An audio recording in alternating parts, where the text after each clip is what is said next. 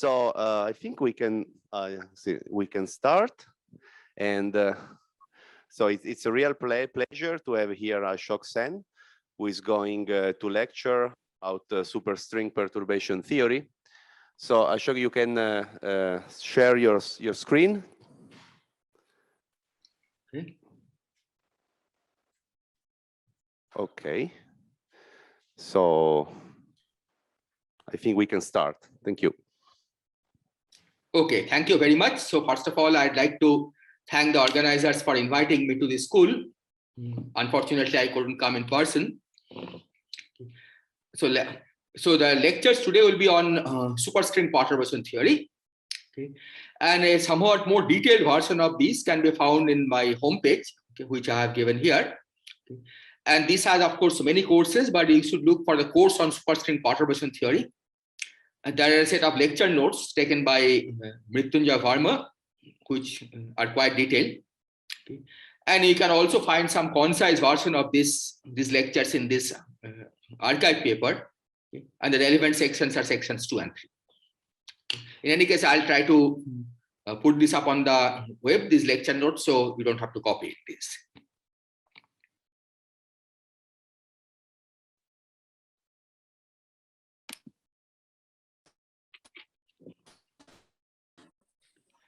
So let me then begin with string theory.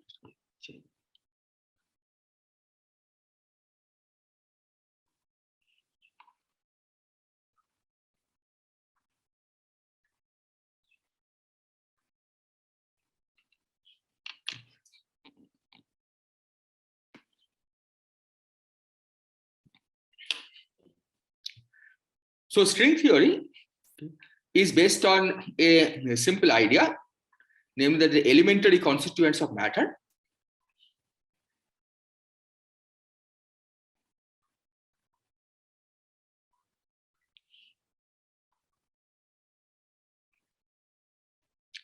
are one-dimensional objects.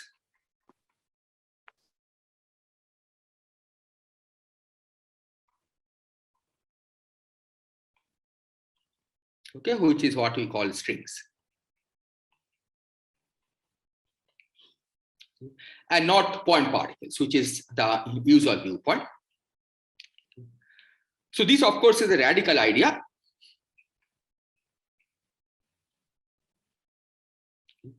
But the question that one would ask is why? Why do you want to replace the notion that elementary objects are particles by the notion that elementary objects are strings?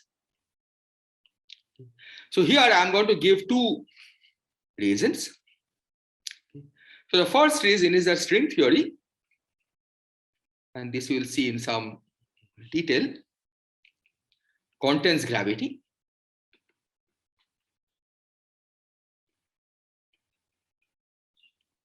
And possibly the standard model of particle physics.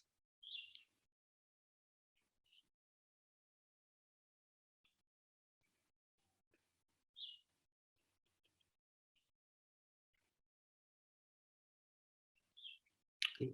So this part is sure. Okay. Whether it actually contains a standard model, we don't know yet. Okay, so that's the hope. The second reason is that unlike quantum field theories, which are theories of point particles, string theory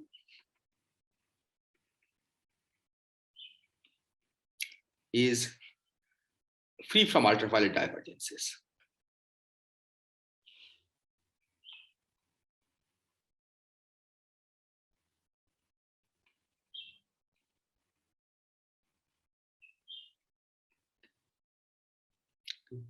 So in a sense, this gives a UV finite,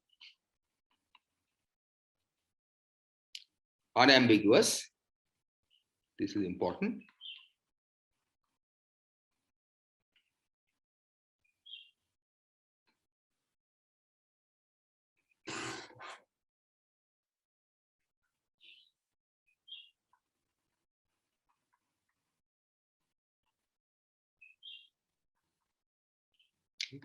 And this is essentially the reason why we study string theory.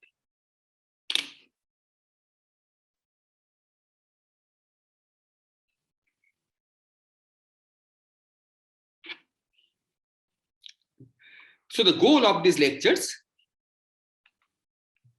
is to give a glimpse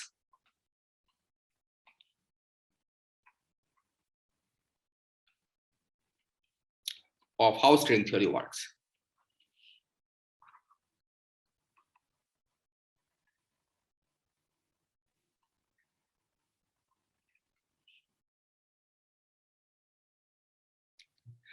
But in that process, I'll skip many derivations.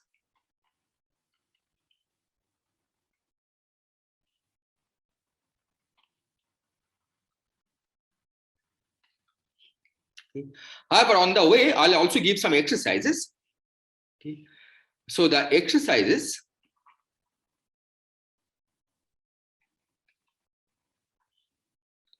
can be done in principle based on the results that we provide. Okay. So when I skip a derivation, okay, then I'll say so. On the other hand, when I leave something as an exercise, that means that that's something that one can in principle work out based on what you have already discussed. And I'll strongly urge you to at least do some of these exercises.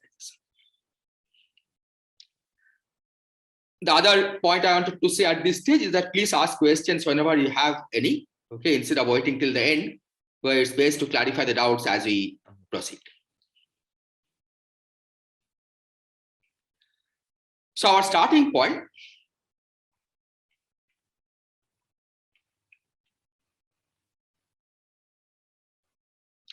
will be the action of a relativistic point particle.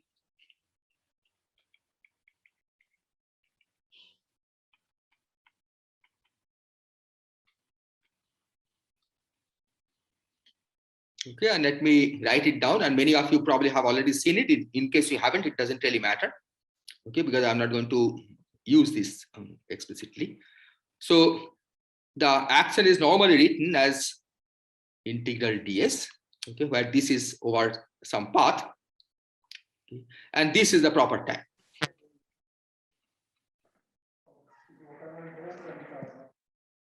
I'm just coming. So I'm asking if you the one who organized the hand sanitizer. The hands up. Okay. Now I bought it.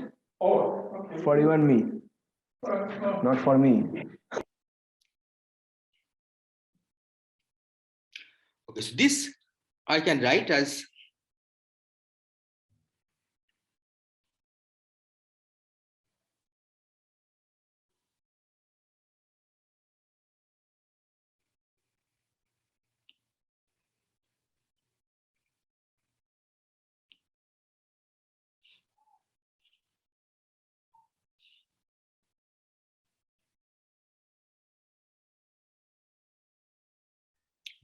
where x mu, so okay, psi is a parameter that labels the world sheet or the world line.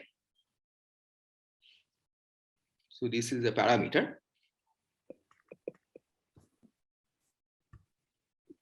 along the world line.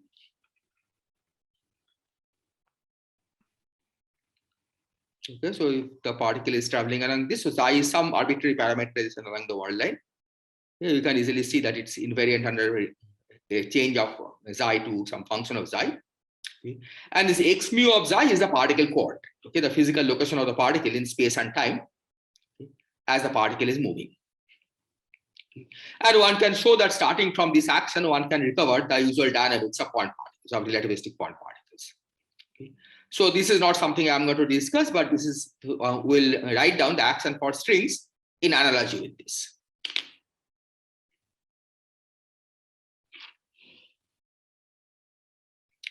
So as a string moves, it spans a two-dimensional surface because strings are one-dimensional objects. And one needs two coordinates to label the world sheet of the string. So I'll call this xi0 and xi1. Okay, and collectively denote this by xi alpha with alpha equal to 1 and 2. And then one can write down the action for relativistic string, which is also called the Nambu-Goto action.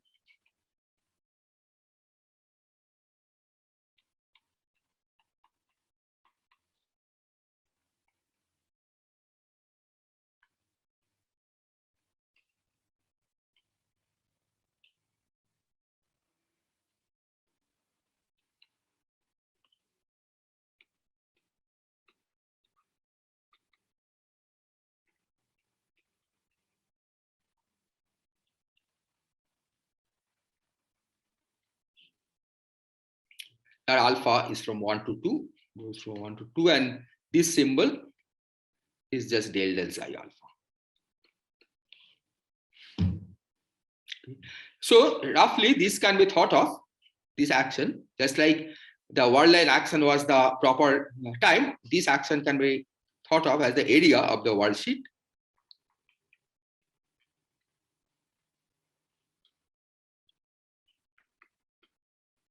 Okay, and the area is in quotes because it's in really a Lorentzian space time. Okay, it's not the usual Euclidean area, but this would be the Euclidean area, okay, if you are working in Euclidean space. And T is a parameter which is called the string tension.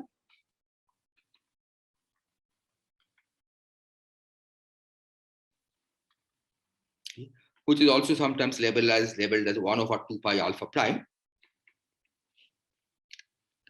So alpha prime has the unit, it sets the unit of mass essentially, okay, in string theory. Okay. And for simplicity, we'll set h bar equal to 1, c equal to 1, and alpha prime equal to 1. So these three basically sets the units of mass, length, and time. Okay, so these are the natural units. Okay, at least these are natural units. Alpha prime is a natural, equal to 1 is a natural unit in string theory, but otherwise in a general theory of quantum gravity, one often writes the Planck mass as a natural unit. Okay, but we will use alpha prime equal to 1 as a natural unit.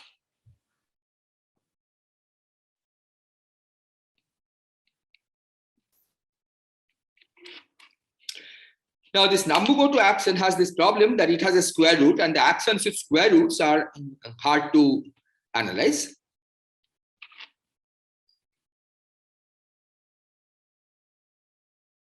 So we simplify the action.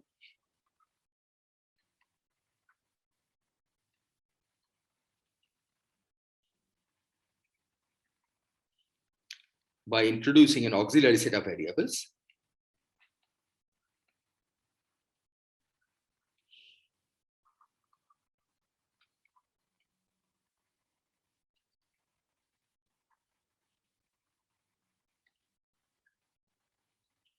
Gamma alpha beta.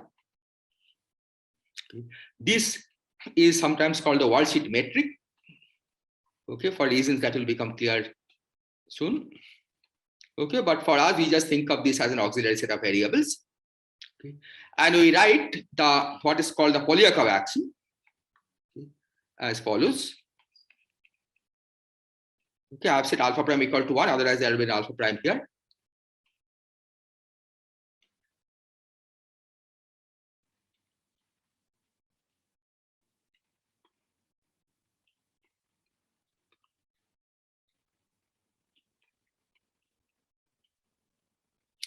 But this gamma upper alpha beta is just the inverse or matrix inverse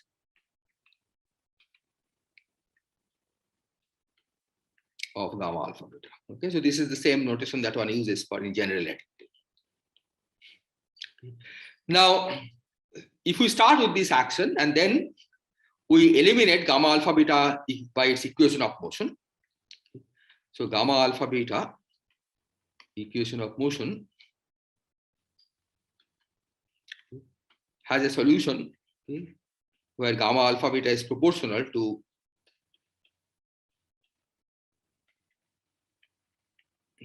okay, so this is an exercise.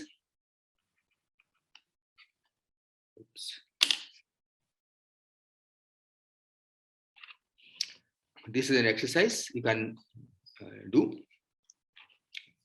to move this.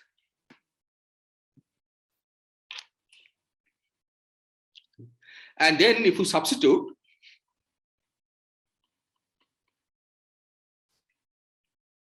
into SP, we get back the Nambu-Goto action.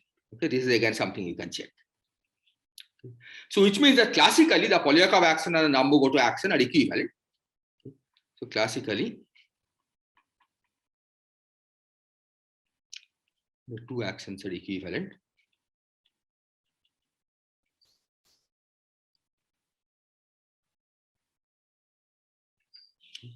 But we define quantum string theory as the quantization of the Polyakov action. Okay. So we quantize SP.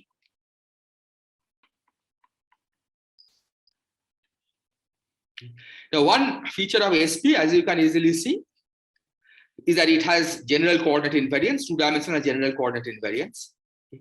This has nothing to do with the gravity in space-time, okay, which will emerge later, as we'll see. Okay. But this has 2D general coordinate invariance.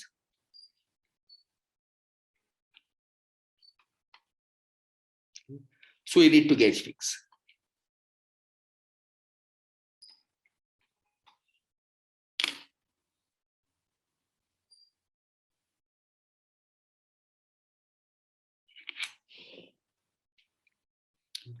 So we normally choose what is called a conformal gauge. Okay. So we choose gauge.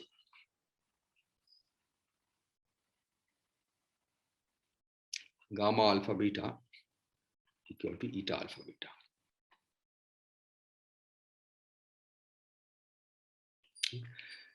In fact, we do something even simpler. Okay. So we normally weak rotate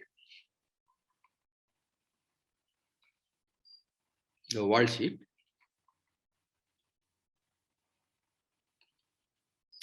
and set gamma alpha beta equal to delta alpha beta. Okay. So in other words, if we think of the xi0, okay, we set xi0 as I tau, okay, where tau is the Euclidean time, Euclidean world sheet time.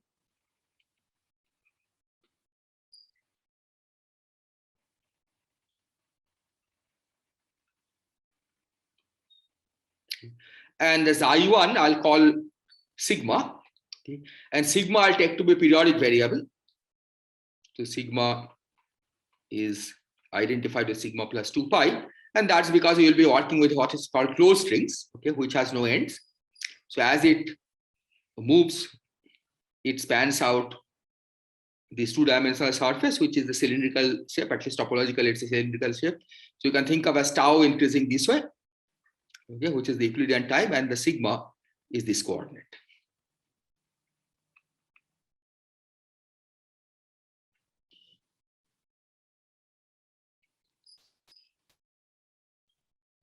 Okay. So you'll in fact find it useful to use complex coordinates. So let me introduce all the coordinates that I'll be using right now itself. Okay. So we introduce a complex coordinate.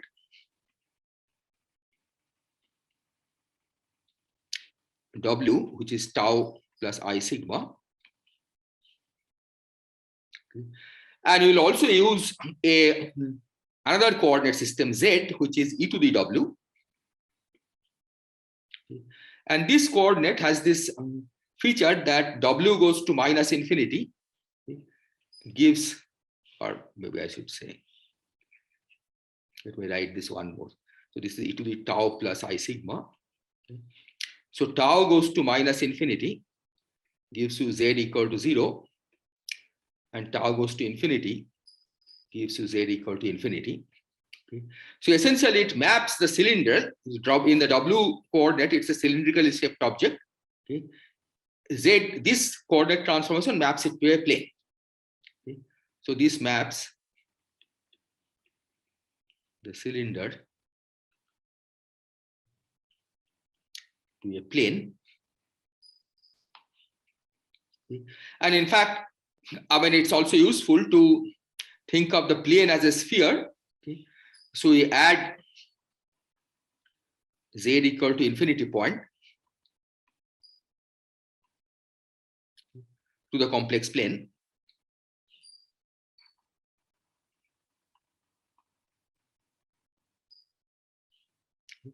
and call this a sphere. So this gives a sphere. Okay. So the z plane will often referred to as a sphere, okay, because you can think of the z equal to infinity point as just a single point. Okay. And that is possible because we'll see that there will be a certain fall-off condition as z goes to infinity. Okay, so that the fields approach the same value in whichever direction you go. Okay, that's the reason why the z equal to infinity. It's useful to think of this as a single point. Okay.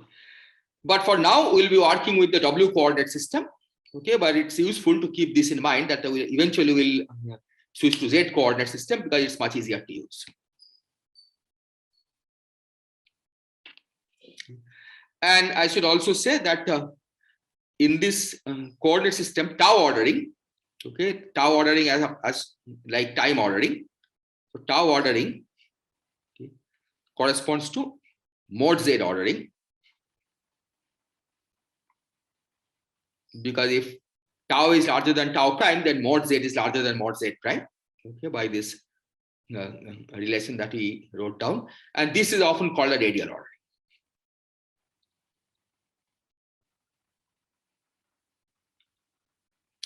So when we define the various Green's functions, okay, we'll use time ordered product of operators in the W coordinate system, and those will translate to the radial ordered product of operators in the Z coordinate system. Okay, but again, we'll see this as we proceed.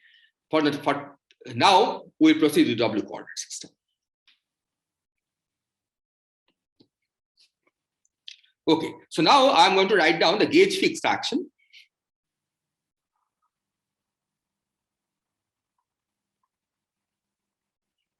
Okay, this is not something that I'm going to derive. Okay, but I'll just state. So gauge fixed action has the following form. Okay. And in this formula, I have not been very careful in writing, in getting correctly the normalization factors and the signs, okay, because I'm not going to use the action very much. Okay. So this is up to normalizations and signs. This you should just keep in mind.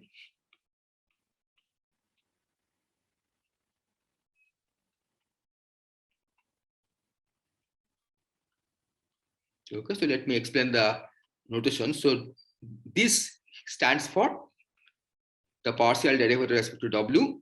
Okay, this is derivative with respect to W bar.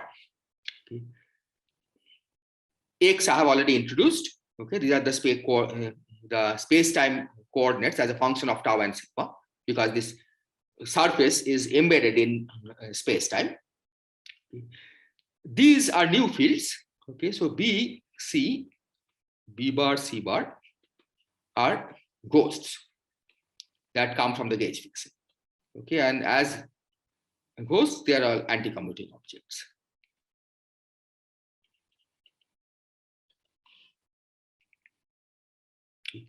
Now, if we look at the equation of motion from this action,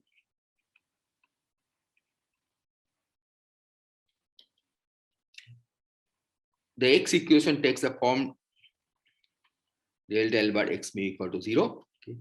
And then B bar, C bar, you can easily check that you have del bar C equal to 0, del bar B equal to 0, del C bar is 0, and del B bar is 0. Okay.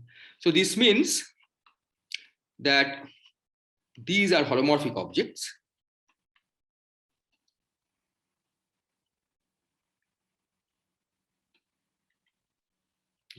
And these are anti-holomorphic.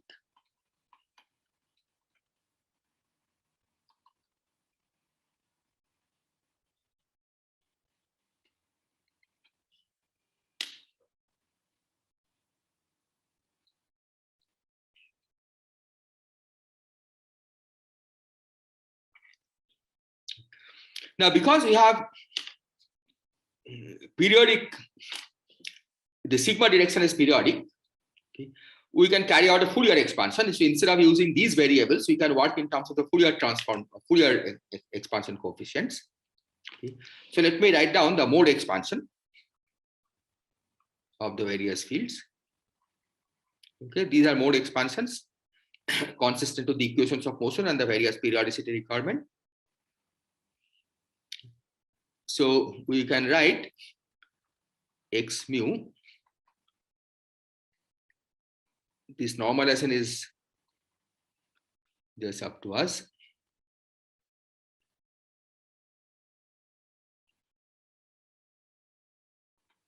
There's a minus sign here.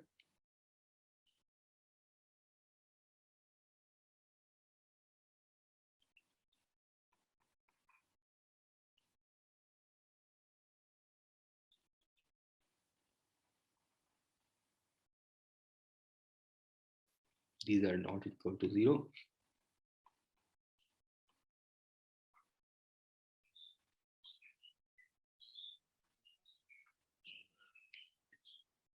Okay, so these are some variables which are rendered constant by the equations of motion. And then B is sum over n, Bn e to the minus nw. C is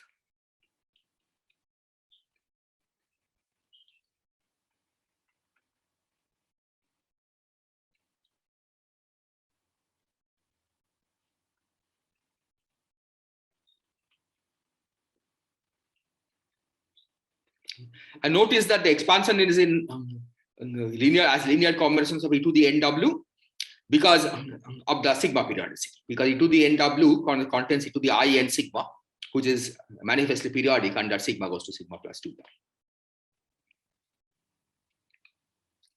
Now, from the action, we can work out the conjugate momenta and calculate the equal time commutator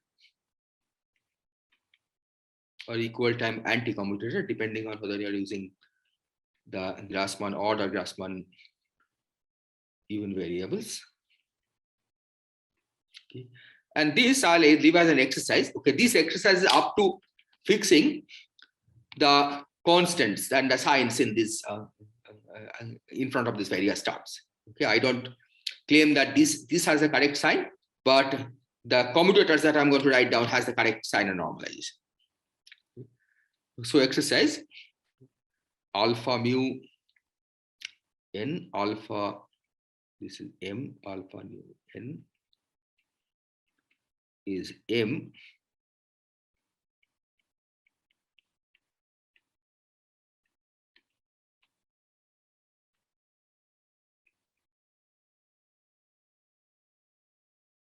this is commutator, this is anti-commutator, this is delta. Okay. And similarly for the anti-holomorphic ones, identical.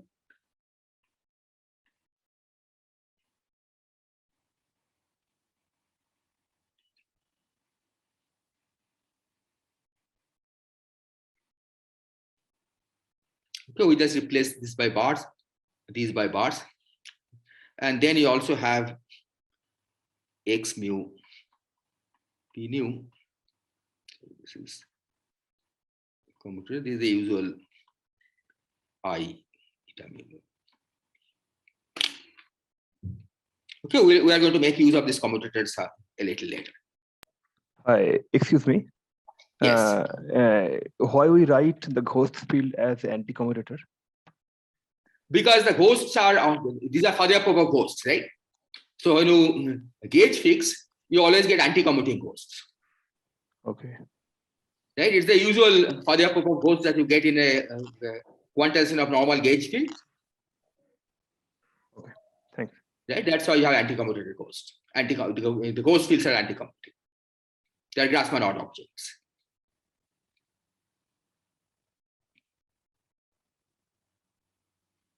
Any other question?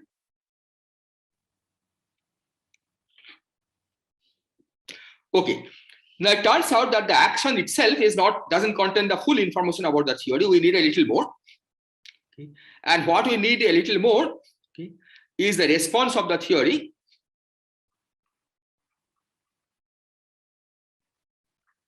of the theory to deformations of gamma alpha beta. Okay. See, the gauge fixing has said gamma alpha beta equal to eta alpha beta. Okay. But we can ask that what happens if we change gamma alpha beta a little bit? How does the action change? And this is necessary because we eventually want to impose the condition that the variation of the action with respect to gamma alpha beta is 0. That's part of the equation of motion. Okay. And that information is contained in this response of the theory to deformations of gamma alpha beta. Okay. So this is captured in the energy momentum tensor. Captured in the energy momentum tensor.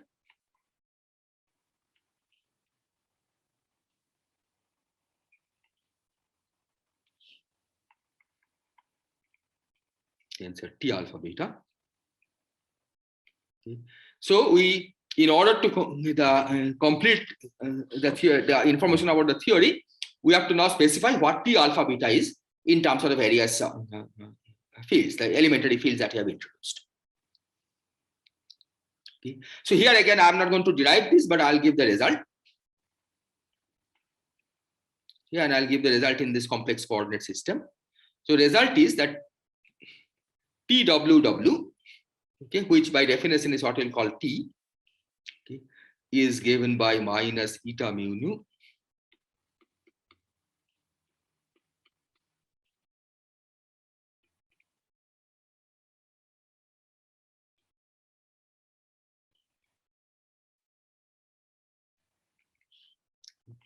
T W bar W bar, which is T bar, okay, is minus eta mu nu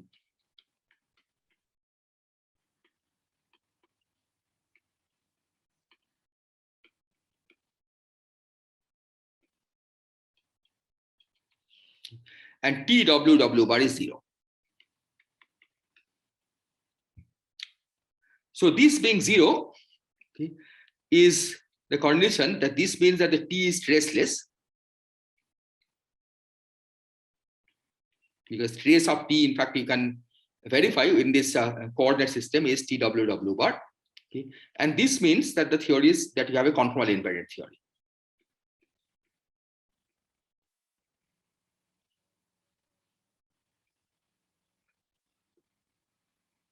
Okay, and this conformal invariance will be very important in what we discuss next. Okay. So let's check the conservation law. Okay. So conservation law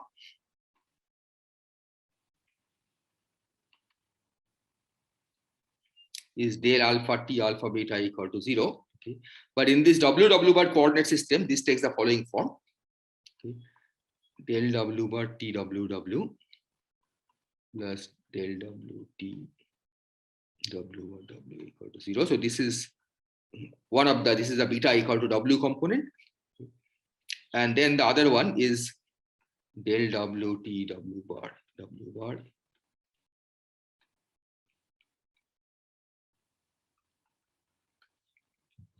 Okay. So let's see how this works. Okay.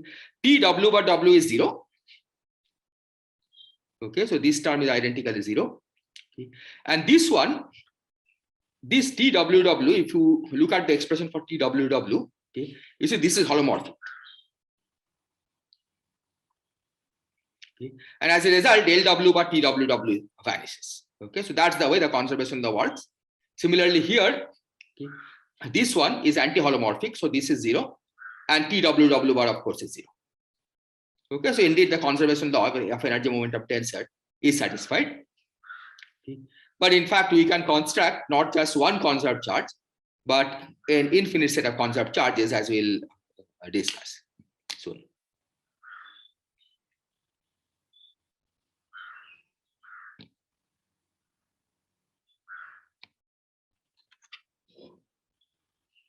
Okay, now let me discuss some general aspects. Okay, we'll come back to T conservation law in a few minutes. So let's just discuss some general aspects. So suppose that Kw is a holomorphic field, any holomorphic field.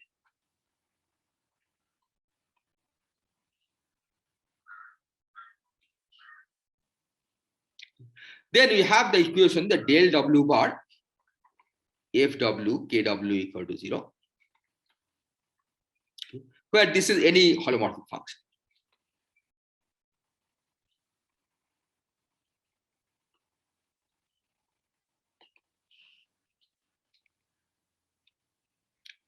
So this one can be written in the following way. I'll just write this as del W bar Jw plus del W Jw bar equal to 0, okay, where Jw bar by definition is 0.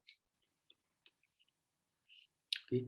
And this one is 0, okay, because this is okay. So Jw, okay, let me define this. Jw is Fw Kw. Okay. So because this is holomorphic, okay, K is a holomorphic operator, F is a holomorphic function. Del W bar Jw is identically 0. This is 0 because by definition Jw bar I am taking to be 0. Okay. And so this gives a conserved current. Okay. So this in turn means that you have a conserved charge.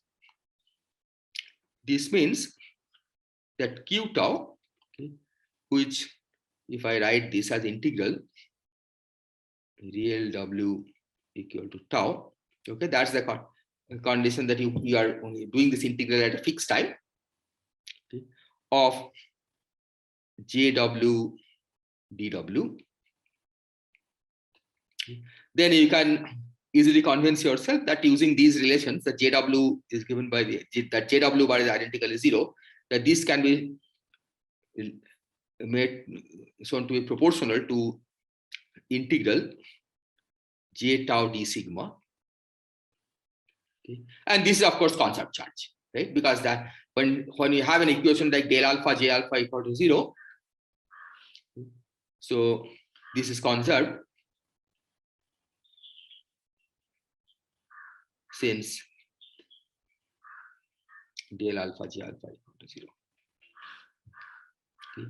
Which means that Q tau is tau independent. Okay. So this means that Q tau, which is integral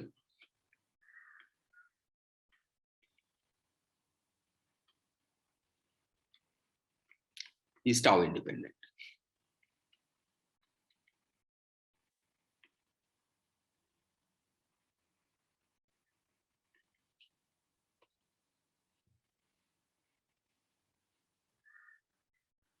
Okay. Now we'll choose the normalization of Q in such a way that this integral contains 1 over 2 pi I factor.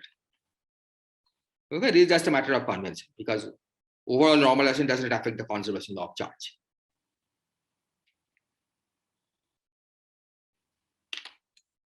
Okay, and we'll see why this is useful.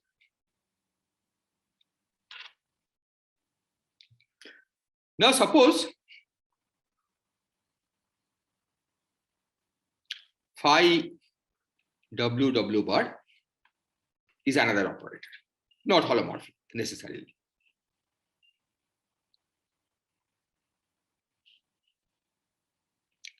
And let's suppose that we are trying to compute Q with phi W bar. Okay. I have dropped the index tau from here, okay, because Q is the tau time independent. Okay, but let's suppose that we are trying to compute this. Okay. So this I'm going to write as Q tau plus. I'll explain what tau plus is, times phi W bar minus phi W bar. Okay, let me put a W0 here. Okay, because I'm going to use W for something.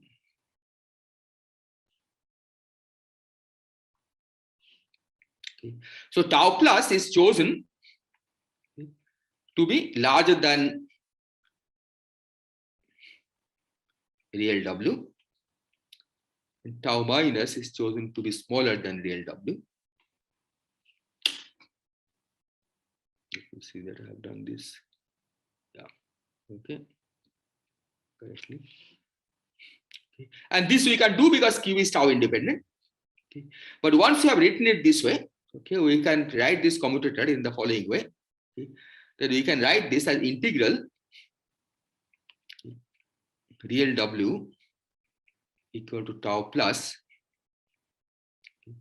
of time ordered product of JW of W phi of W0 bar minus integral real W equal to tau minus time ordered product of JW of W phi of W0 bar. So you see the point is that this time ordering automatically puts JW to the left in this integral because tau plus has been chosen to be larger than, so this is W0. Because tau plus has been taken to be larger than real W0, whereas here it automatically puts JW to the right of phi W0 bar because tau minus has been chosen to be smaller than W0, real W0. Okay, so this is exactly this difference. Now on the cylinder, what this means is the following.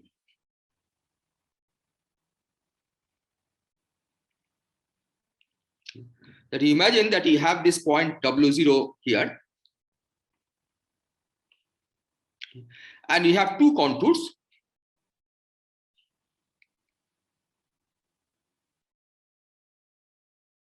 Okay, so tau increases this way. So you have two contours.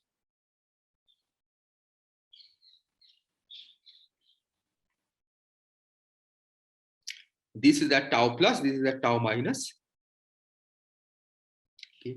And we have the difference, the same integrand, okay, time ordered product of JW phi, okay, except that in one case it's integrated along this contour, in the other case it's integrated along this contour.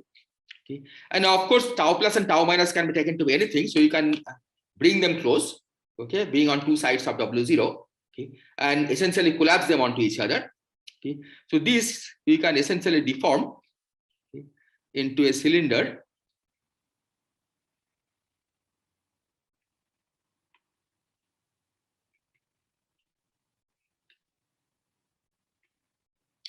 This is W0, and the contour basically can be made into a contour around W0. Okay, it of course cannot cross W0, okay, but it can be made into a contour around W0. Okay. So this is what I'm going to write in the next slide.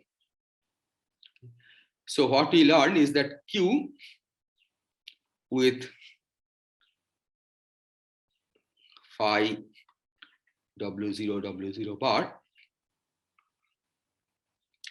is essentially a contour integral around W0 of the time ordered product of JW of W of phi W0 bar.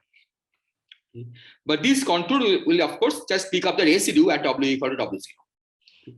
So this means that the coefficient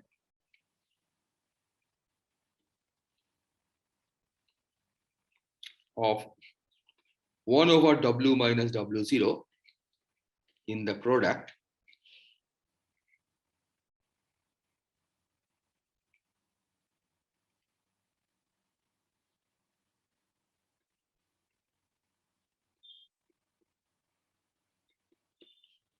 gives the commutator.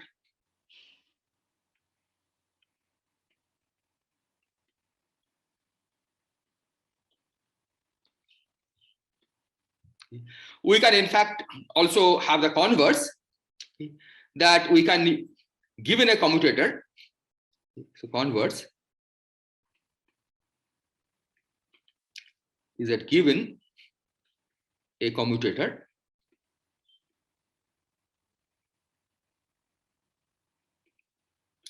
we can determine singular terms in the operator product.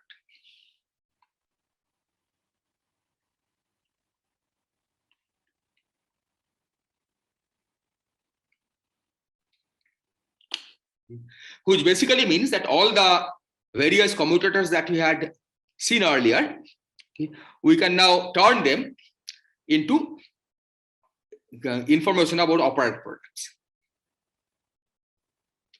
So I'm going to write down certain results, and I'll leave this as an exercise for you to check this. So exercise, okay, these can be derived based on what we have already discussed. That BW1 CW2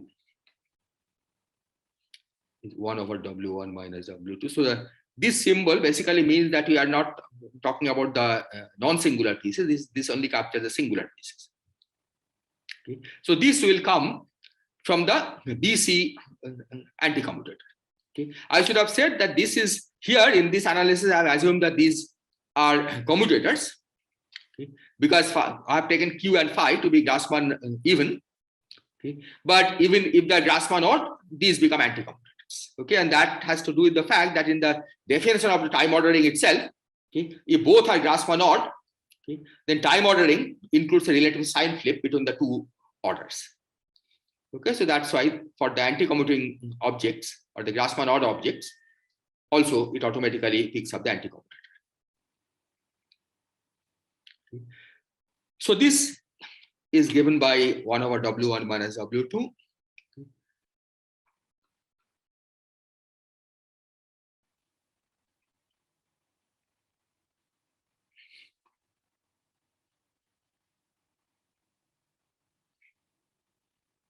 Sorry, I'm still in the W coordinate system.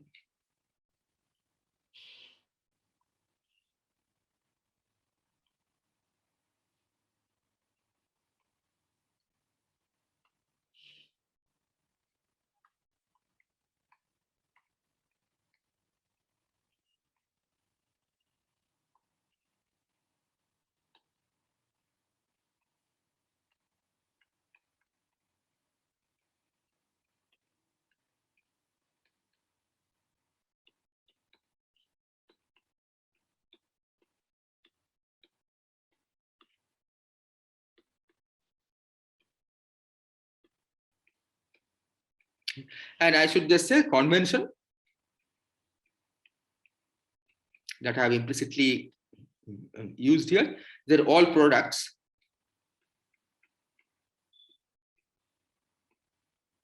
are inside time ordering.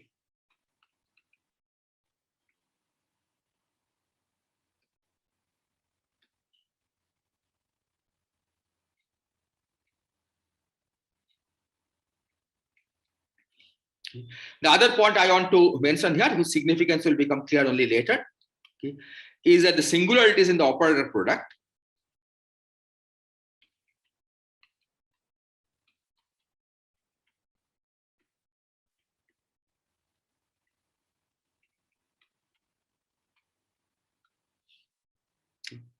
are the same in all coordinates.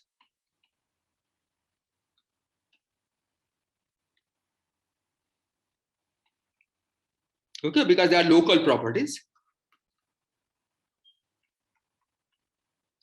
So even if you are using the Z coordinate instead of W coordinate, they will be the same. Okay, because we are going to use these also in the Z coordinate system, which again, we have not really said very much about it except introducing it. Okay, but we'll see later how to transfer the results from W coordinates to Z coordinate.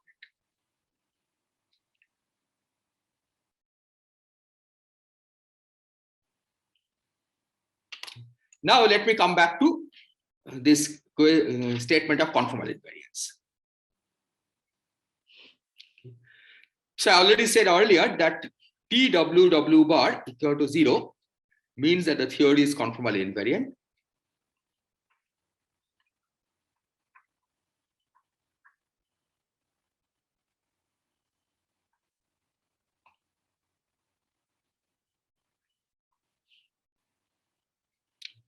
So a conformal transformation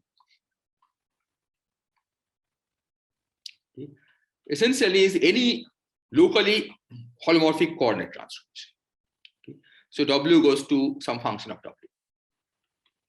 This is locally holomorphic, okay, which means that it may have poles and branch cuts outside certain domain. Okay, but we can work locally at least initially. So the various fields, and this is a symmetry of the theory in a sense that I will be describing as we go along. Okay. But let me introduce some definition first. Okay. So a field phi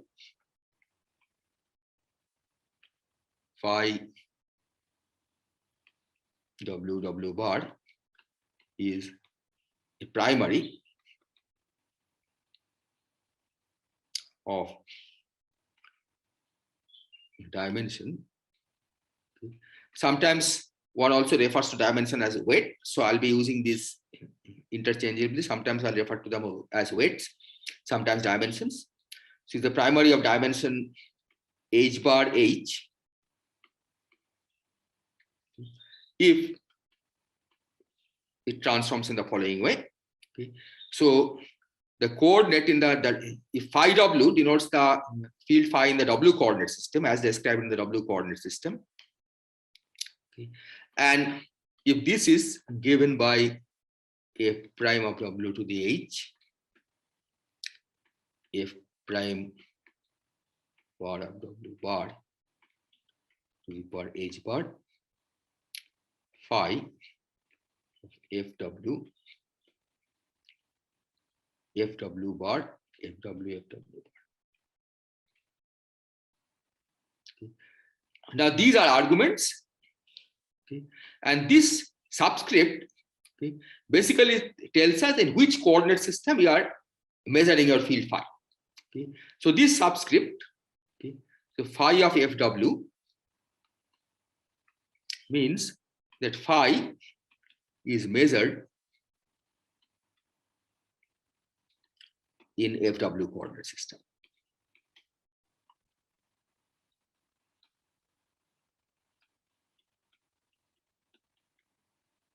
Okay. And this relates the phi measured in w coordinate system to phi measured in the fw coordinate system, right? That's the conformal transformation.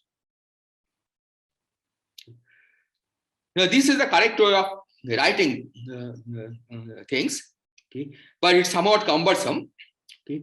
So the convention that I'll be using, okay, is that I'll basically drop this subscript fw, okay, because this subscript fw is also in the argument. Okay.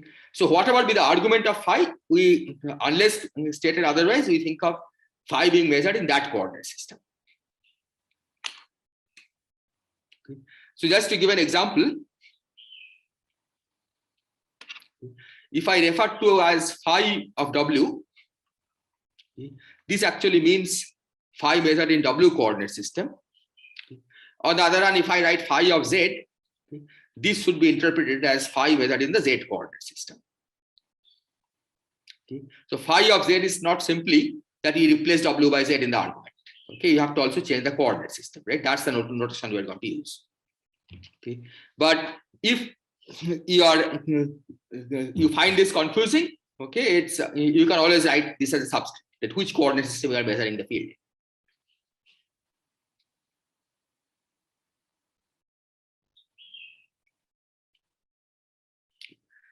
Are there questions so far?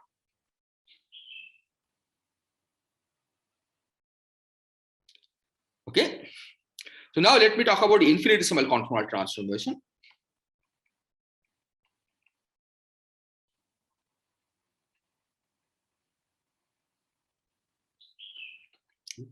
W, let's clean the W coordinate system. W goes to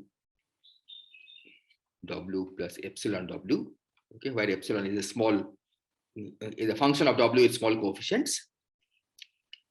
This is generated by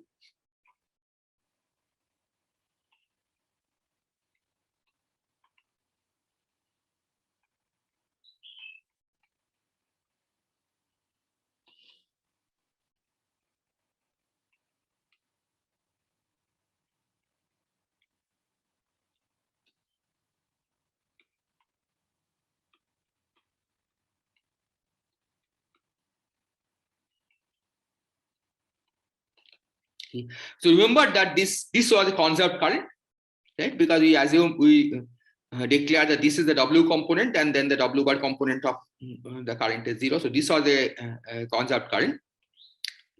And so the corresponding transformation that it generates is W goes to W plus epsilon W. Okay, and this essentially generates the W bar goes to W bar. Let me write this also here. W bar goes to W bar plus epsilon bar W bar. Okay. And although for physical transformation, epsilon bar, of course, is complex conjugate of epsilon, but often it's useful to think of epsilon and epsilon bar as independent transformation. Okay, so this part of the coordinate conformal transformation is generated by this part, and this is generated by this part. Okay, because individually they are conserved. And here epsilon is holomorphic, right? Epsilon is holomorphic, yes, indeed. And this is anti-holomorphic. Yes. Because this was holomorphic, right? Look. Here, this was holomorphic and hence epsilon is holomorphic.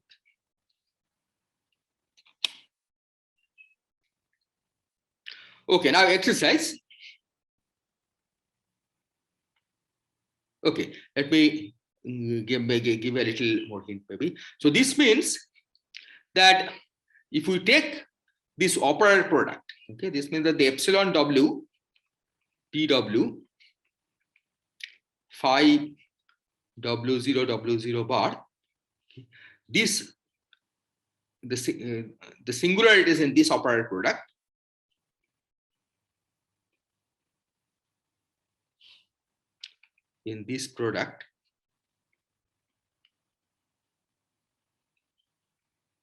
knows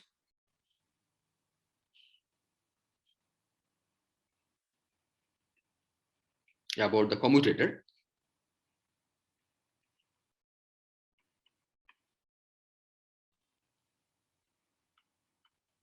with phi W0 bar. Okay. But this, of course, is this conformal transformation by definition, right? This is a conformal transformation of phi because the commutator with a generator is the transformation itself. And that we can read out because we have already specified what the transformation of phi is. Okay, here you have to, of course, take F to be W plus epsilon W. Okay. So using that, okay, you can determine the operator product. So I'll leave this as an exercise. The T of W, phi of W prime bar is H over W square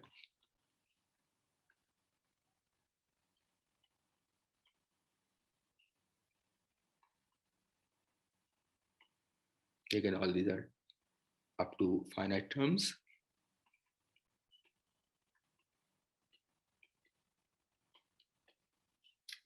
And T bar is similar.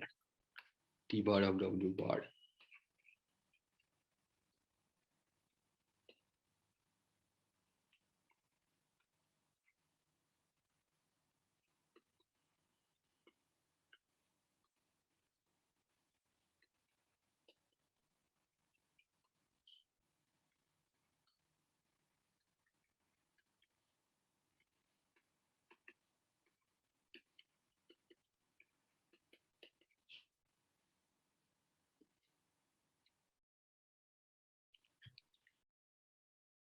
Okay, now exercise.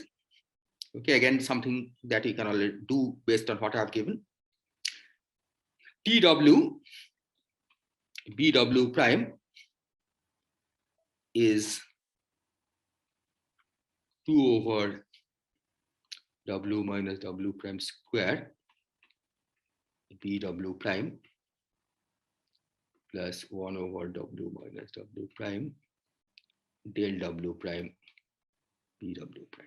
Okay, how to determine this? Because I have already given the T, remember, we had this formula of, I think, minus, I don't remember exactly what was the formula, maybe plus C del B, something like this.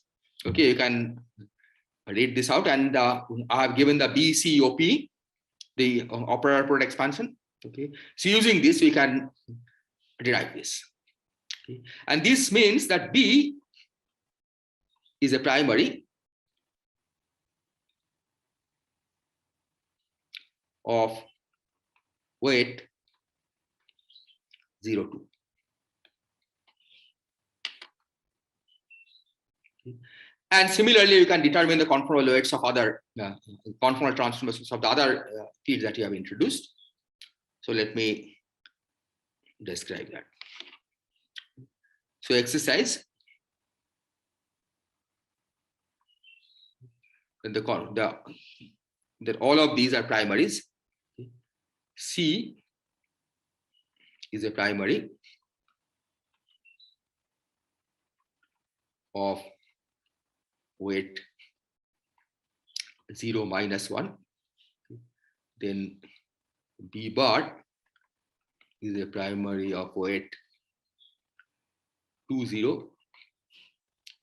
C bar is a primary of weight -1, 0. This, for example, is a primary of weight 0, 1, and del bar x mu is a primary of weight 1, 0. Okay, and you can go on for various other operators. This is H, H bar, correct? H bar, comma H. Oh, H bar, H, okay. Yeah, the H bar, comma H, because maybe it's a somewhat unusual notation, but the reason for writing this way is that normally one thinks of the anti-holomorphic ones as left movers and the holomorphic ones as right movers. So left mover dimension I'm writing on the left and right mover dimension on the right. Okay, this is the convention that I'll be following all through. Okay, so using this convention, using this results,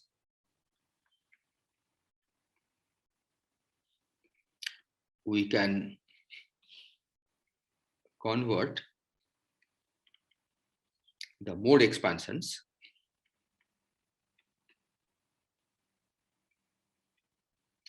to Z coordinate, from the W to Z coordinate.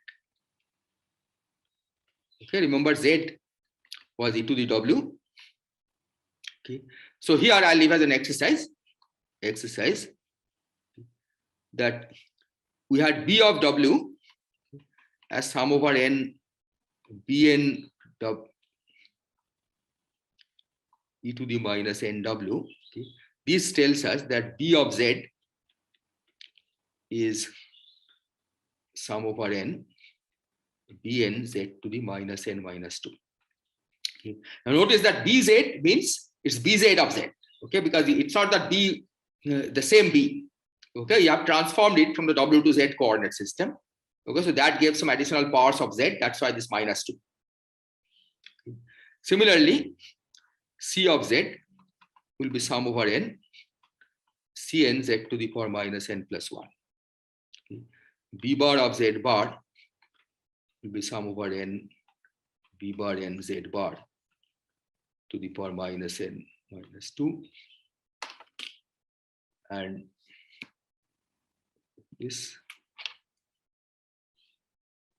C bar of Z bar will be sum over n C bar n Z bar to the minus n plus 1. Okay, so these all you can verify explicitly, because once you have the conformal weights, we can convert these from W to Z coordinate system.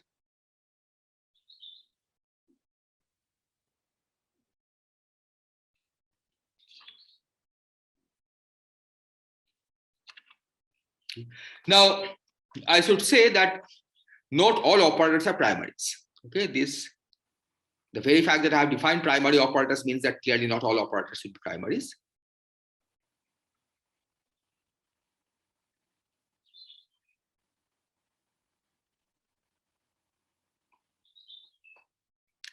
So exercise, if phi is a primary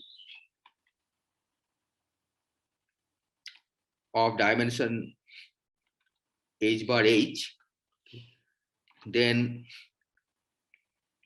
derivative of phi is not a primary.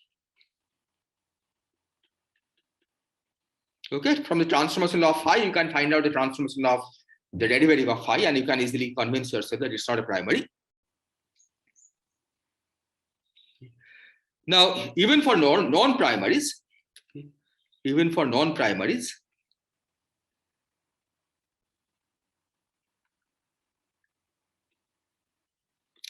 we can assign conformal weights or conformal dimensions.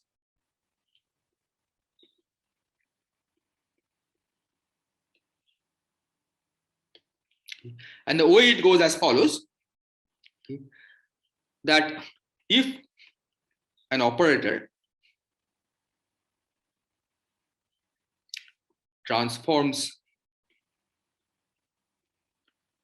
as a primary of weight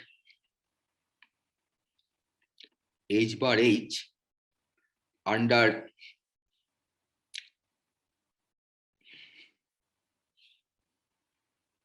W goes to lambda times W, then its weight is h bar h. Okay. In other words, not all operators will transform as primary under an arbitrary conformal transformation. Okay. But the operators can be classified so that they at least transform as like the way a primary will transform under this limited class of conformal transformation, so which is just scaling. Okay, W goes to lambda times W. Okay. And so if it transforms as weight h bar h under this limited class of transformations, then you call that the operator has weight h bar h. Okay. So here I'll give a small exercise, okay, that if phi is a primary of weight h bar h, then this has weight h bar h plus 1. Okay, so this is something that you can check explicitly. Sorry, Ashoke, do you hear me? Yes, I do. Is it W going to lambda W or Z going to lambda Z? Okay, it doesn't really matter because I mean, I have defined it locally, right? At this stage. Okay, I see, okay. Yeah, meaning the transformation that I described, right? I mean, which coordinate system I use doesn't really matter at this stage. Okay. Yeah, so if you use global transformation, indeed is Z goes to lambda Z, but at this level, it doesn't really matter because it's just local fields. Okay, thanks.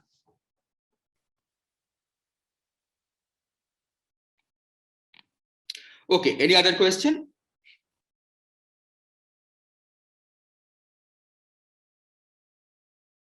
Okay. Now, of course, you can say that this doesn't make sense globally because W, the real W has a period 2 pi, right? You can't just scale it up. But this is, again, we should think of this as a local transformation. That in a local coordinate patch, if it scales like this, then inside that local coordinate patch, phi transforms in that way.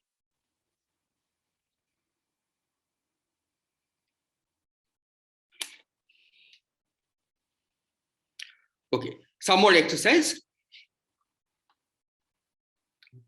TW1, TW2 product.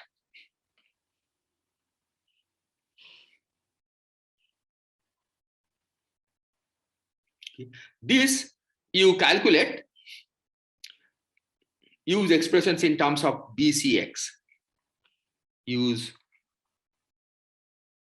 expression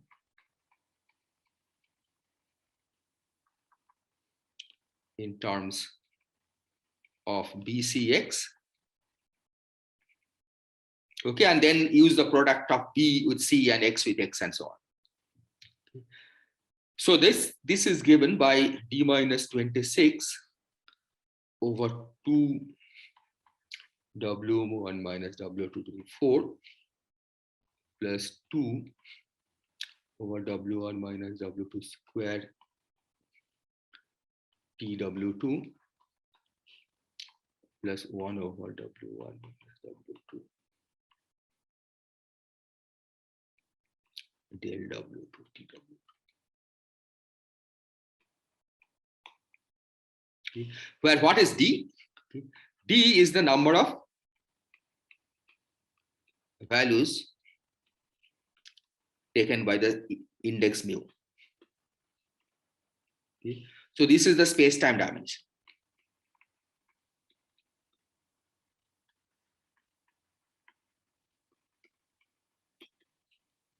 Okay. So in this product, the D basically comes from the D part, D comes from Tx. This part of the energy momentum tensor, which is minus eta mu nu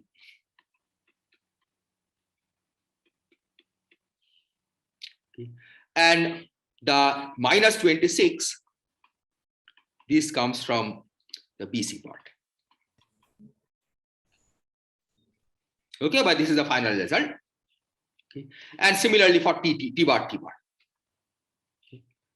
Similar for T bar product. Okay, again you have a D minus 26. Okay. So this tells us that for D equal to 26, okay, T is a primary of weight 0,2. Okay. And similarly, T bar will have weight 20. Okay. So T bar has weight 20.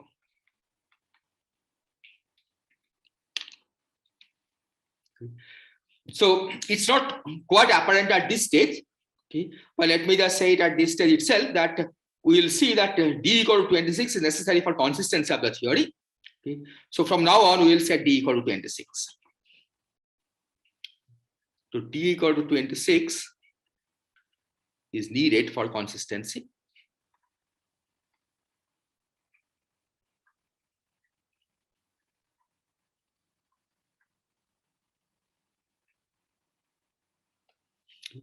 So we work with D equal to 26 from now on.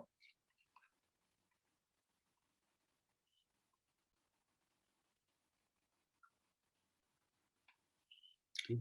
And we'll see later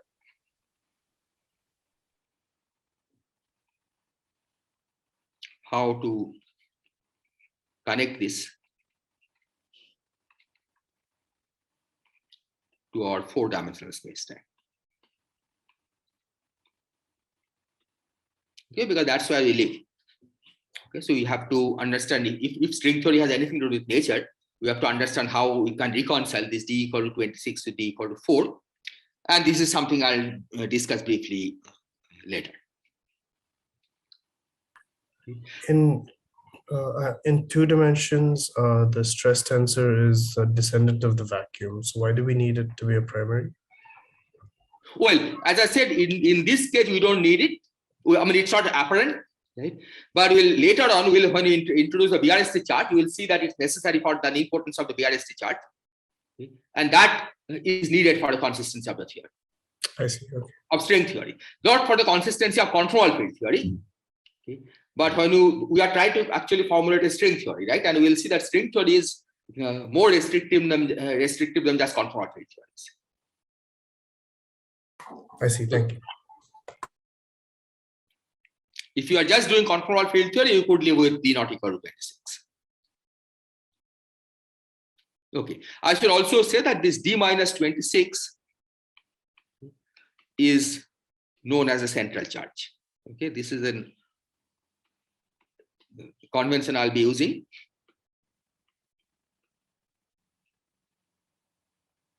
Okay. So when D is not equal to 26, this has a name, it's called central charge. And in a CFT, it's perfectly allowed to have a non-zero central charge. Okay, it's only in string theory that we have to demand that the central charge is 0. Okay, so given that P is a primary of dimension 2, 0, okay, we can now convert the expansion, okay, from the W coordinate to Z coordinate. So if we expand in the W coordinate as ln e to the minus nw, okay, this becomes in the Z coordinate as ln z to the minus n minus 2. Similarly, T bar of Z bar as ln bar Z bar to the minus n minus 2.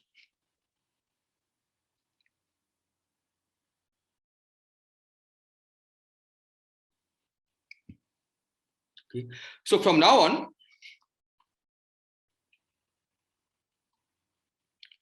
we work in Z coordinate system.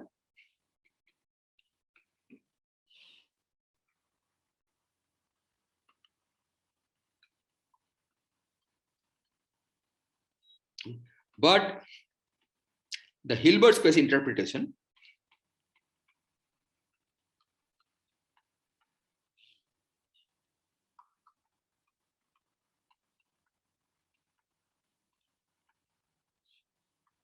will still be on the cylinder. That's the W coordinate system, which means that the time ordering will always be will be with respect to the time in the W coordinate system. Okay. So in Z coordinate system, it will become radial ordering, okay, and so on, right? So when you talk about the states, right, a state at a given time, okay, if you are using, for example, the Schrodinger picture, you want to specify the state at a given time, it will be at a fixed t. Okay, that's the way we'll think of quantum states.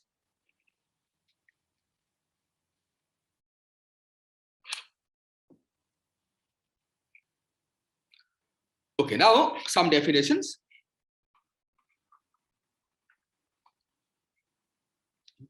We'll define the vacuum. Okay. Now the vacuum is not necessarily the lowest energy state, okay, but we'll define the vacuum in the following way. This is a spatial state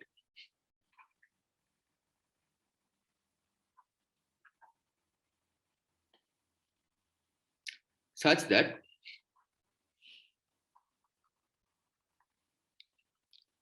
phi z bar acting on vacuum is finite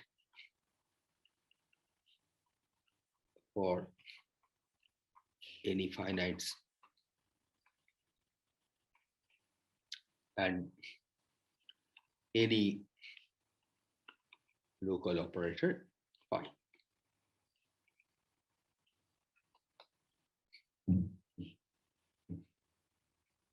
Okay.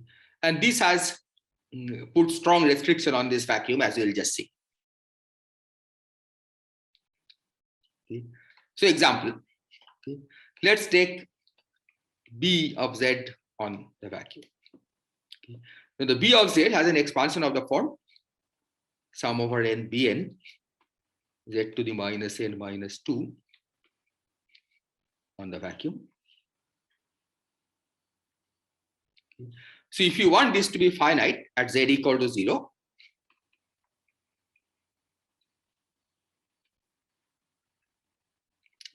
this will mean that Bn acting on vacuum must be 0 for n greater than or equal to minus 1. Similarly, you can easily verify it. B bar n on vacuum should be 0 for n greater than or equal to minus 1. Okay. And Cn C bar n acting on vacuum should be equal to 0 for n greater than or equal to 2. Okay, it just follows from a mode expansion.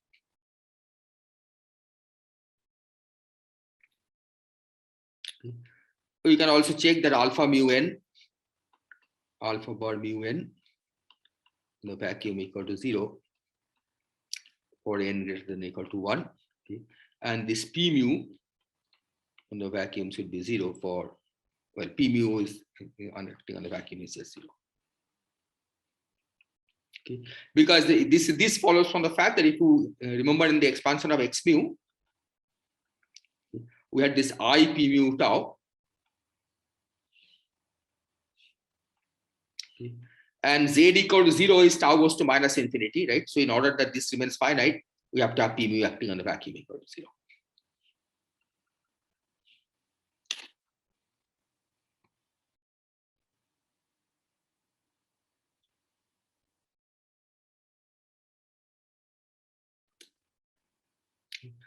So I'll leave also as an exercise.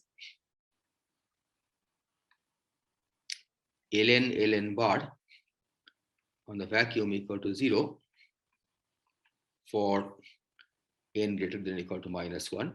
Okay. Now, of course, this one follows trivially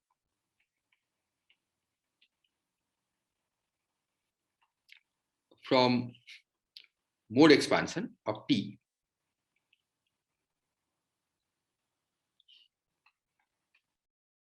bar, but also, okay, somewhat non-trivially by expressing tt bar in terms of the basic fields x mu b c b bar c bar, and then using the mode expansions of these basic fields.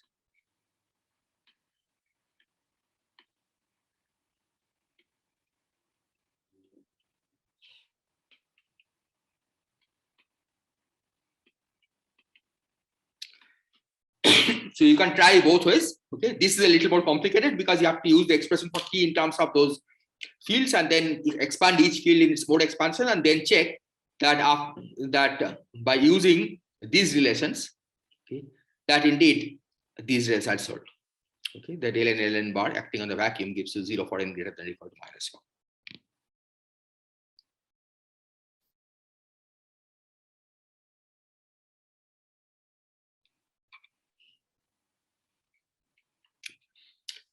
Now I'm going to introduce another property of, again, of a general CFT, okay, which is called the state operator correspondence. Okay, this I'll state without proof.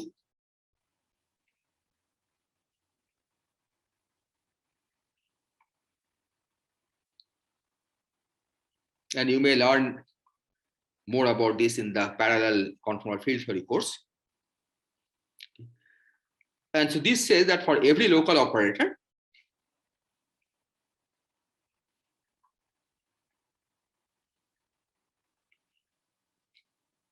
V z bar, there is a state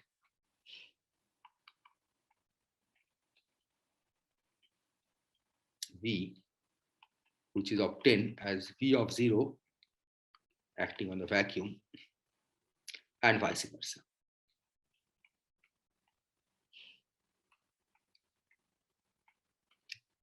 Now, given any local operator, right, of course, you can define a state by this procedure, right? Because by definition, this should be a finite quantity.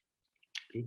What is somewhat non-trivial is the opposite, that every state can be written in this way. That given any state, we can find a unique local operator so that it can be written in this way. Okay, but this is a property of the conformal field theory which one can prove with some effort.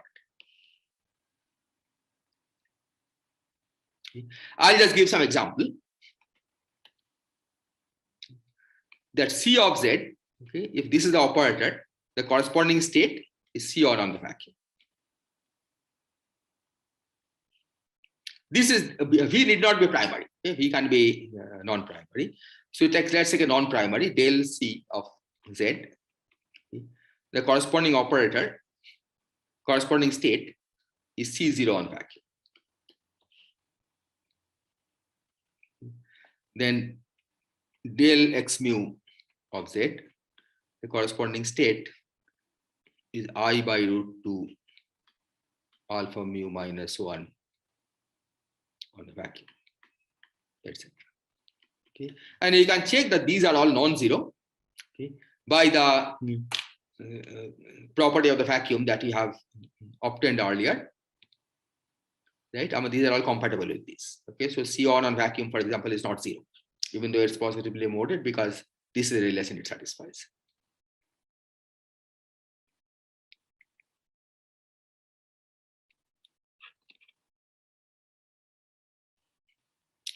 Okay, exercise e to the I k dot x. Okay, this is a strange operator. Okay, it's a composite operator. It's in fact has to be defined by appropriate normal ordering prescription. Okay. This is a primary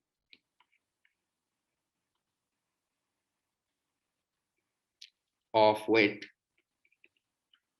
k square by 4, k square by 4. And the way you check this is to compute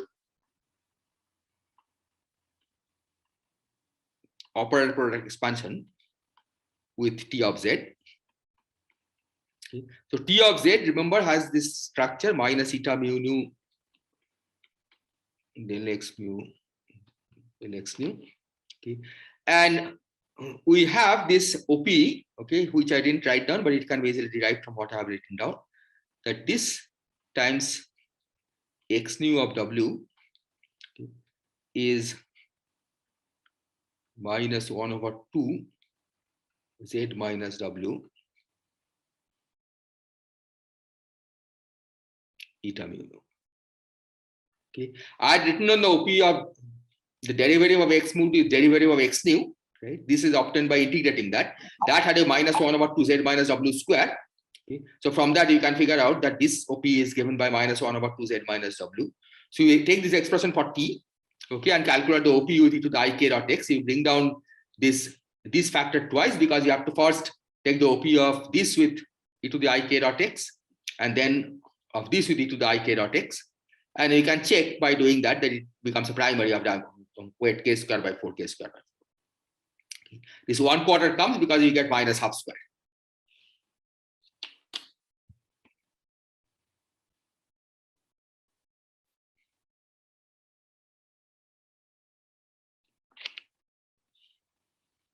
Okay. And we will define the state k as e to the I k dot x of 0 in the vacuum. Okay, and this after appropriate normal ordering, we can show that this is nothing but e to the I k dot x. That small x appeared in the expansion of capital X. Okay, minus I k dot small x acting on vacuum. Okay, so this is the usual momentum carrying states. Okay, so k has the interpretation of space-time momentum.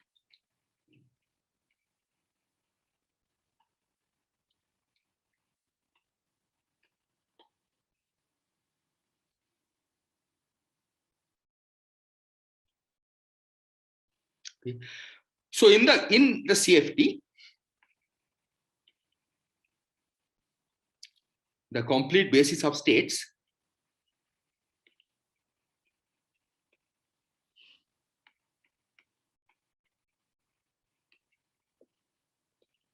is obtained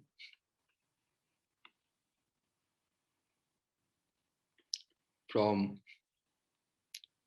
the various oscillators Bn,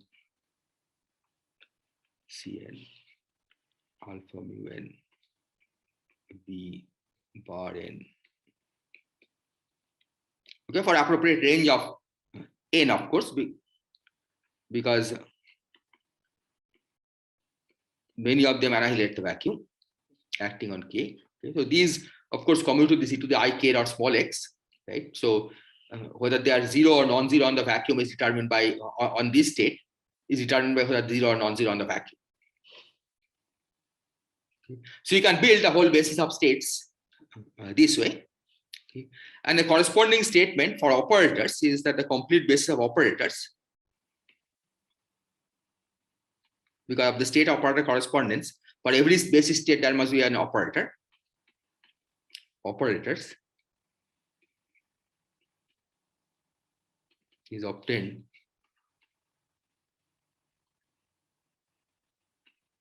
from products of derivatives of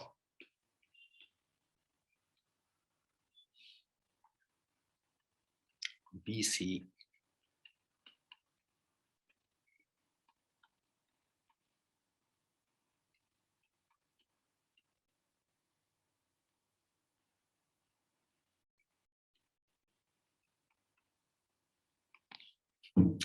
and by working hard, you can establish which basis state corresponds to which operator and so on. Okay, in this, but we will not need to do this very explicitly because we only need this for a few low-lying states. Okay, in the explicit examples that we'll be doing, we'll only need it for the few low-lying states. But in principle, you can build this whole infinite tower of basis states in the CFT, and you can find the corresponding operators by taking products of these known basic operators, basic fields. I think I have about 15 minutes. Yes, yes, you have 15 minutes more or less. Yes. Okay, thank you.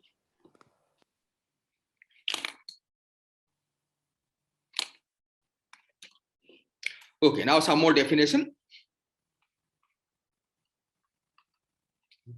For any operator V,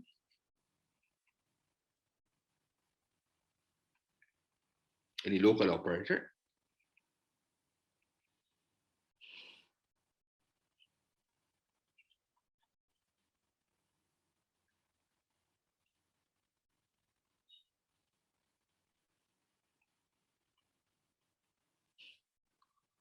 we define as the conformal transform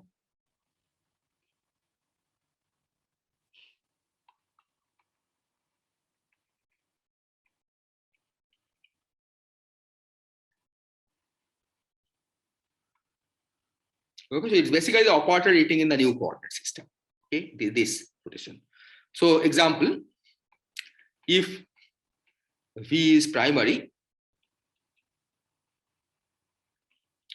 of weight h bar h, then f dot v of z is f prime of z to be h.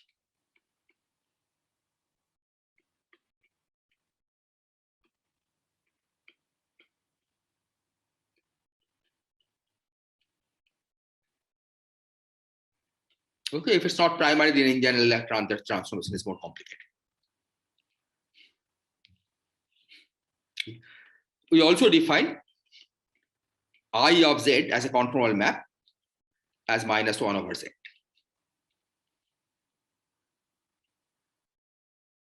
Okay. Now we define a brass state, okay, again a spatial state, okay, such that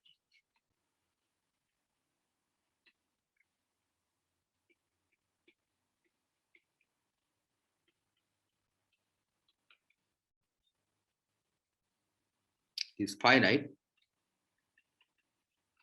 for all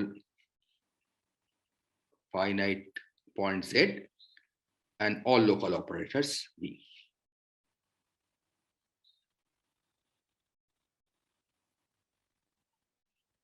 Okay. It's similar to the way we defined our vacuum, our Kate vacuum, okay, except that here we are acting on the left and we have transformed by this inversion map. Okay, I goes to z goes to -1 over z. So we first transform v by this inversion map, okay, and then act it on the vacuum on the left.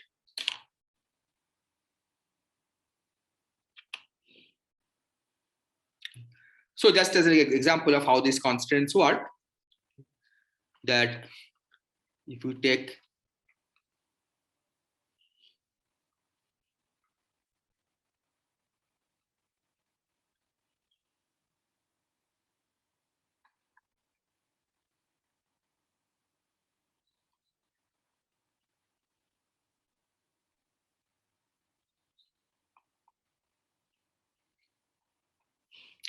So this in turn implies that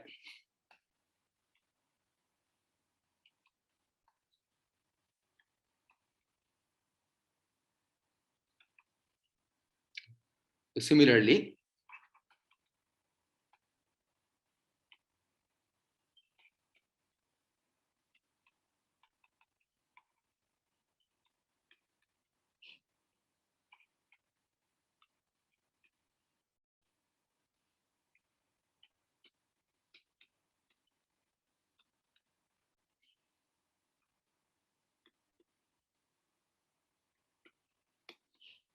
okay, these are leave all as an exercise.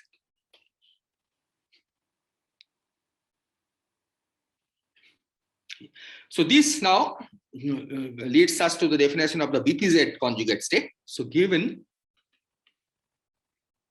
a state V equal to V of 0 on the vacuum, we define BPZ conjugate state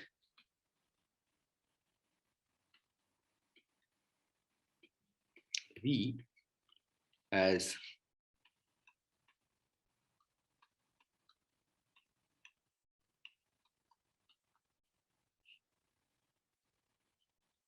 okay, we just transform V and then find the BPZ conjugate state. Okay, so just to, if you want to be familiar, get familiarized with this, I'll give an example.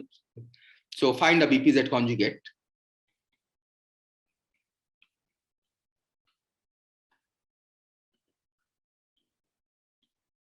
of the C1 on the vacuum and C0 on the vacuum. Okay, which states are the BPZ conjugates to this?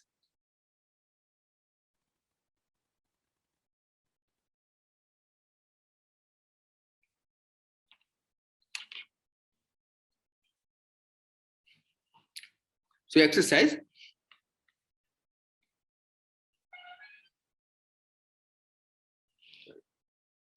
Zero, ln equal to 0.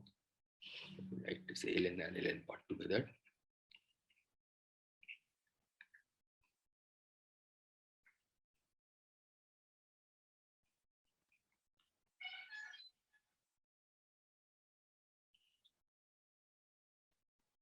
Okay, now definition of correlation function.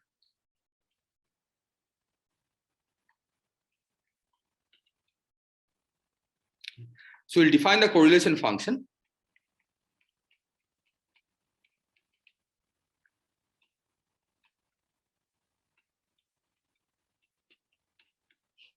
as a vacuum expectation value. Okay, vacuum is this particular state, and the radial order product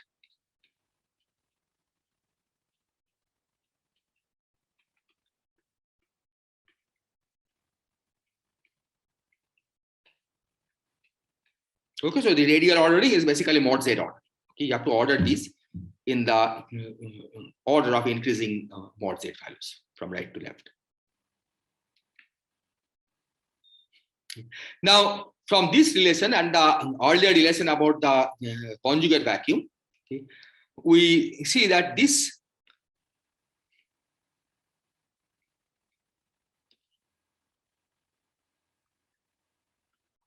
is true, that this vacuum is annulled by L plus minus 1 and L0. This is also annulled by L plus minus 1 and L0, and also for L bar.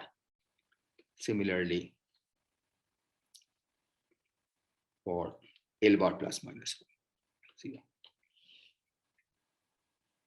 Okay. So this means that we have a relation that if you have L plus minus 1, 0, act with the taking the commutator of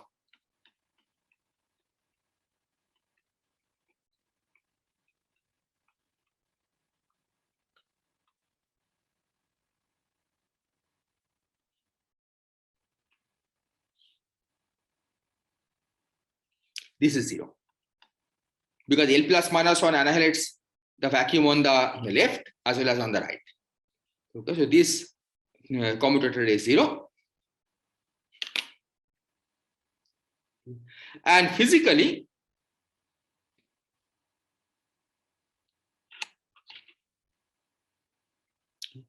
these, if you take L plus minus 1 and L0, okay, generate infinitesimal conformal transformation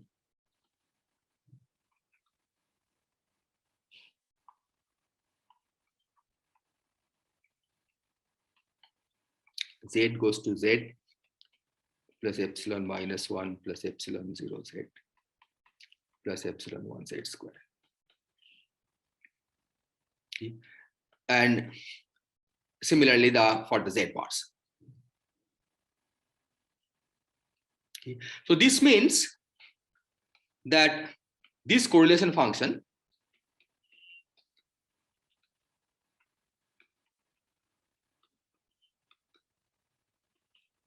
is invariant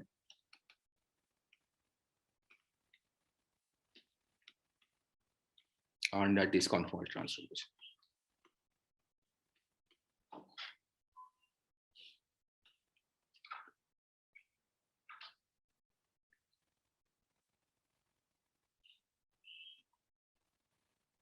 Okay. And let me write down the finite version of this transformation, and then maybe I'll end. Okay, so this is not an easy exercise, but one can in principle check, okay, that the finite version of this transformation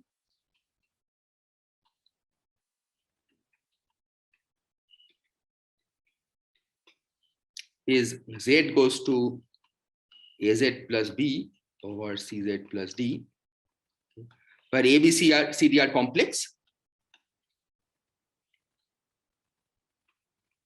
Okay. And overall scaling of ABCD doesn't do anything. Okay, so you can put the condition that AD minus BC equal to 1. Okay. This is known as the SL2C transformation.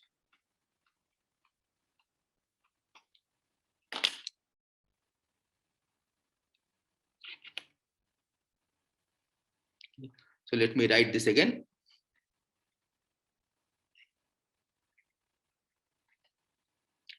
So this transformation, what it does is it maps the complex plane plus the point at infinity to complex plane plus infinity in a one-to-one fashion.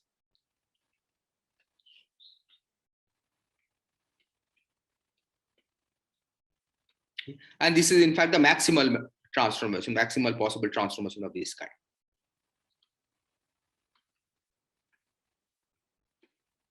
With this property.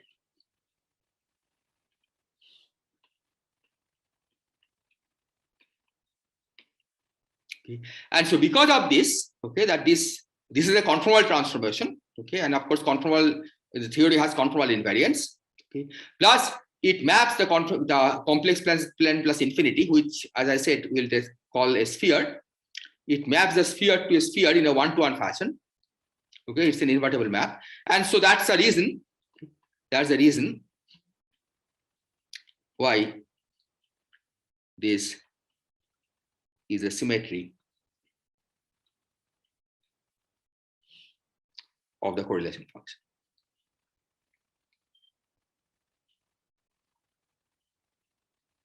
Okay.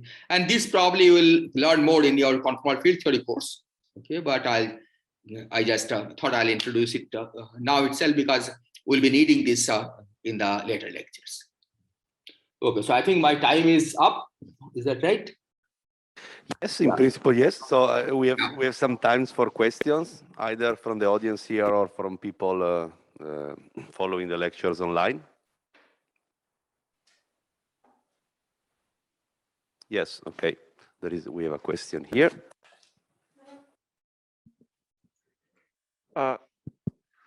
So how do you do the quantization if your topology is not a cylinder, if you have a higher genus topology? Is it just local? No, we'll define later, maybe not next lecture or the lecture after, how to systematically construct the higher genus correlation functions. Okay. And we will see that we will not try to find the correlation function as vacuum expectation value of anything, okay, but by gluing the spheres. So we'll not try to formulate a Hilbert space interpretation of the higher genus correlation functions. And that will not be necessary for studying string theory. So the Hilbert space interpretation, in fact, works only for the cylinder and maybe in some limited sense on torus, but not on higher genus surfaces.